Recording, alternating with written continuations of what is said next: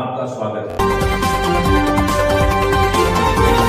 चलो दर्शक मित्रों, नवा विડીયોમાં આપનું હાર્દિક સ્વાગત છે અને સમાચાર જોશું વિગતવાર।